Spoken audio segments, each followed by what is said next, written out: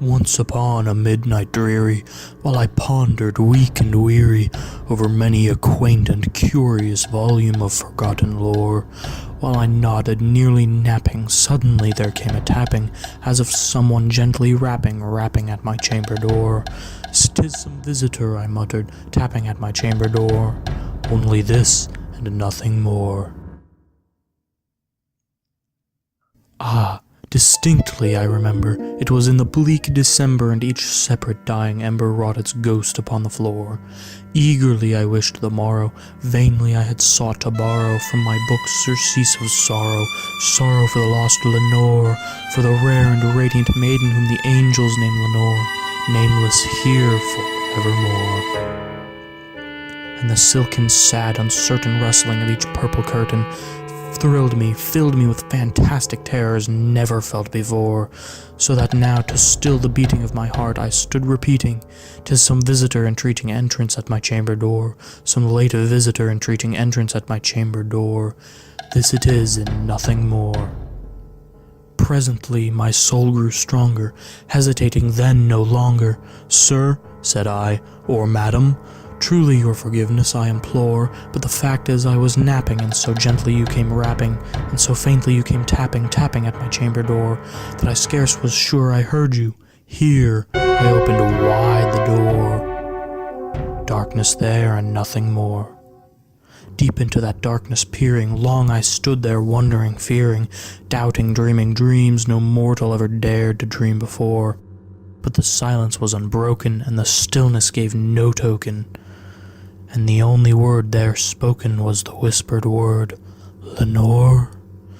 This I whispered, and an echo murmured back the word, "Lenore." Merely this, and nothing more. Back into the chamber turning, all my soul within me burning, soon again I heard a tapping somewhat louder than before. "Surely," said I, "surely that is something at my window lattice. Let me see then what thereat is, and this mystery explore. Be my heart still a moment, and this mystery explore. 'Tis the wind and nothing more." Open here I flung the shutter, when with many a flirt and flutter, in there stepped a stately raven of the saintly days of yore. Not the least obeisance made he, not a minute stopped or stayed he, but, with mien of lord or lady, perched above my chamber door, perched upon a bust of Pallas just above my chamber door, perched and sat, and nothing more. Then this ebony bird, beguiling my sad fancy into smiling, by the grave and stern decorum of the countenance it wore, "Though thy crest be shorn and shaven, thou," I said, "art sure no craven, ghastly, grim, and ancient raven, wandering from the nightly shore. Tell me what thy lordly name is on the night's Plutonian shore." Quoth the raven, "Nevermore." Much I marvelled this ungainly fowl to hear discourse so plainly, though its answer little meaning, little relevancy bore, for we cannot help agreeing that no living human being ever yet was blessed with seeing bird above his chamber door, bird or beast upon the sculptured bust above his chamber door, with such name as Nevermore.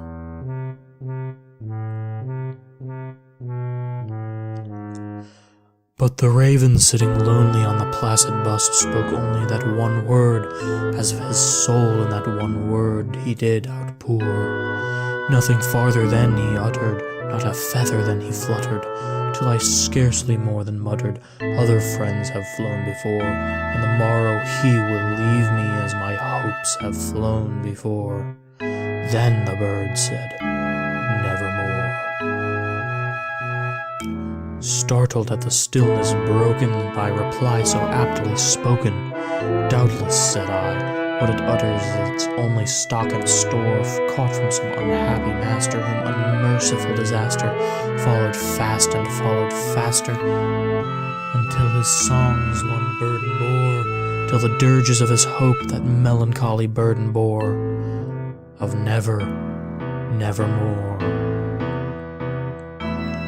But the raven, still beguiling my my sad fancy into smiling. Straight I wheeled a cushioned seat in front of the bird and bust and door.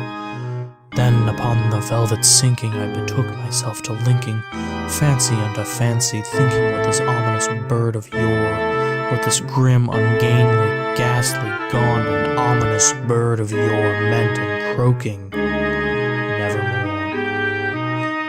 This I sat, engaged in guessing, but no syllable expressing, to the fowl whose fiery eyes now burned into my bosom's core.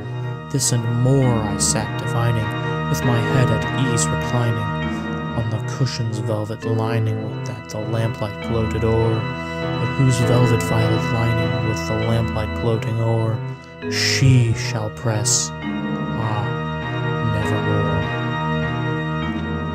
Then methought the air grew denser, perfumed from an unseen censer, swung by seraphim whose footfalls tinkled on the tufted floor. Wretch, I cried, thy God hath lent thee, by these angels he hath sent thee, respite, respite and nepenthe from thy memories of Lenore. Quaff, oh quaff this kind nepenthe and forget this lost Lenore. Quoth the raven, nevermore. Prophet, said I, thing of evil, prophet still if bird or devil, whether tempter sent or whether tempest tossed thee here ashore, desolate yet all undaunted on this desert land enchanted, on this home by horror haunted, tell me truly I implore, is there balm in Gilead? Tell me I implore.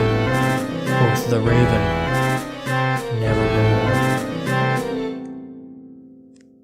Prophet, said I, thing of evil, prophet still if devil, by that heaven that bends above us, by that God we both adore, tell this soul with sorrow laden, if within the distant Aiden it shall clasp a sainted maiden whom the angels name Lenore, clasp a rare and radiant maiden whom the angels name Lenore.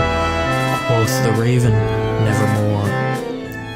Be that word or sign of parting, bird or fiend, I shrieked, upstarting. Get thee back into the tempest and the night's Plutonian shore. Leave no black plume as a token of that lie thy soul hath spoken. Leave my loneliness unbroken, quit the bust above my door. Take thy beak from out my heart, and take thy form from off my door. Quoth the raven, nevermore.